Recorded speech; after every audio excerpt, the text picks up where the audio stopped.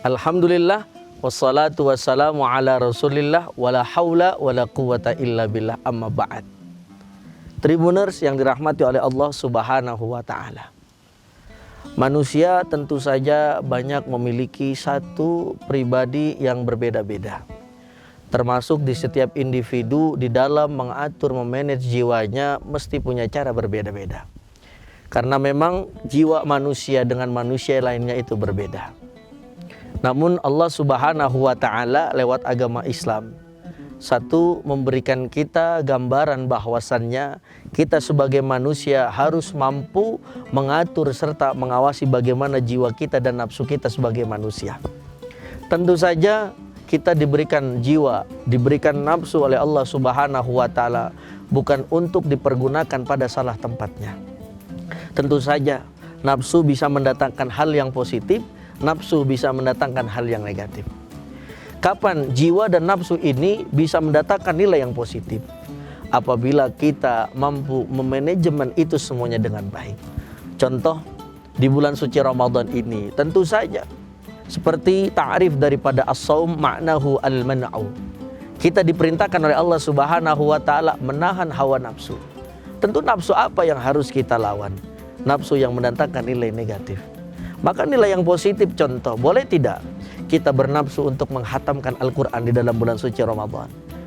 Bolehkah kita bernafsu misalkan punya azam yang kuat untuk banyak berzikir kepada Allah subhanahu wa ta'ala, mengucapkan kalimat La ilaha illallah Muhammadur Rasulullah, yang kata Syekh Imam Nawawi Al-Bantani bin Umar At-Tanara di dalam kitabnya Syarhu Nasaihul Ibad, ada khamsu ma kunna sa'idun fid dunya wal akhirah.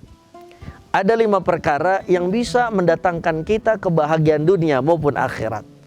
Yang pertama, salah satunya ayyadhkura la ilaha illallah Muhammadur Rasulullah waqtan ba'da waqtin.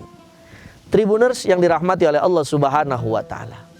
Jadi di bulan suci Ramadan ini kita diperintahkan oleh Allah subhanahu wa ta'ala untuk mengatur jiwa dan nafsu kita. Untuk apa kita pergunakan? Misalkan tadi seperti dikatakan, banyak-banyak baca Al-Quran, banyak berzikir kepada Allah subhanahu wa ta'ala. Inilah nafsu azam yang mendatangkan nilai positif yang luar biasa. Namun bagaimana cara memanajemen nafsu yang memang kadang-kadang meledak-ledak, terutama para kaum muda. Kaum muda biasanya itu tidak bisa menjaga hawa nafsunya, terutama nafsu yang mendatangkan hal-hal yang negatif. Tentu saja kesempatan hidup yang sifatnya sementara ini, jiwa dan nafsu kita harus kita atur sebaik mungkin dan sebagus mungkin. Nafsu jiwa yang bisa mendatangkan kita ingat kepada Allah subhanahu wa ta'ala. Jiwa yang hebat adalah jiwa yang setiap menitnya, jiwa yang setiap detiknya, jiwa yang setiap jamnya tidak luput dari mengingat Allah subhanahu wa ta'ala. Dan tentu saja jiwa yang tak luput dari mengingat apa yang baginda Nabi Muhammad sallallahu alaihi wasallam ajarkan. Dulu ada khulafaur rasyidin, namanya Sayyidina Abu Bakar As-Siddiq, Sayyidina Umar ibn al-Khattab, Sayyidina Uthman ibn al-Affan, Sayyidina Ali ibn Abi Talib. Beliau-beliau semuanya adalah khulafaur rasyidin yang memimpin setelah kepemimpinan Rasulullah sallallahu alaihi wasallam. Apakah mereka tidak mempunyai jiwa dan nafsu? Tentu saja mereka punya.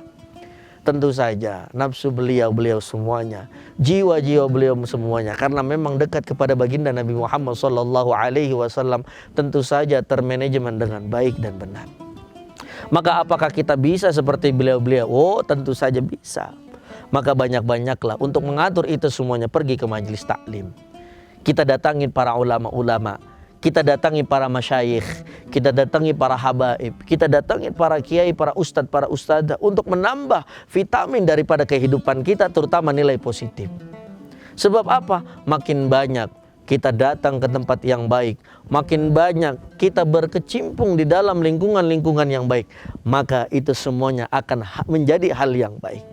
Namun sebaliknya, ketika kita tidak mau pergi ke majelis taklim, sedangkan majelis taklim itu adalah satu teori, satu cara untuk mengedepankan kebaikan jiwa dan nafsu.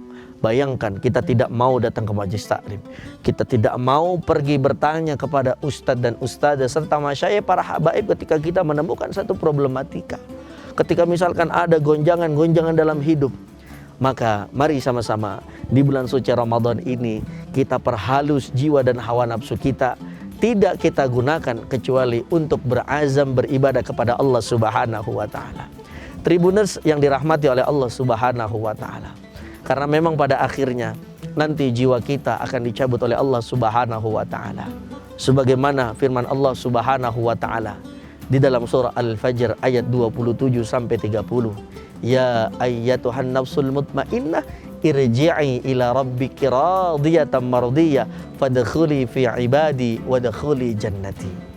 Maka ketika kita ingin masuk ke surganya Allah Subhanahu wa taala, kita harus menjadi hambanya Allah yang taat, menjadi hambanya Allah yang selalu mengingat Allah Subhanahu wa taala, sehingga bukan hanya ketenangan di dunia, namun ketenangan di akhirat yang akan kita dapatkan. Mudah-mudahan di dalam bulan suci Ramadan yang mulia ini kita semuanya termasuk orang-orang yang beruntung, yang bisa memanajemen jiwa dan nafsu kita sebagai manusia. Pada akhirnya ada sebuah pantun, ada bapak, ada emak, emak-emak memasak sop iga. Keselamatan jiwa tujuan utama. Mari bersama-sama kita masuk surga. Wassalamualaikum warahmatullahi wabarakatuh. Download Tribun X sekarang. Menghadirkan lokal menjadi Indonesia.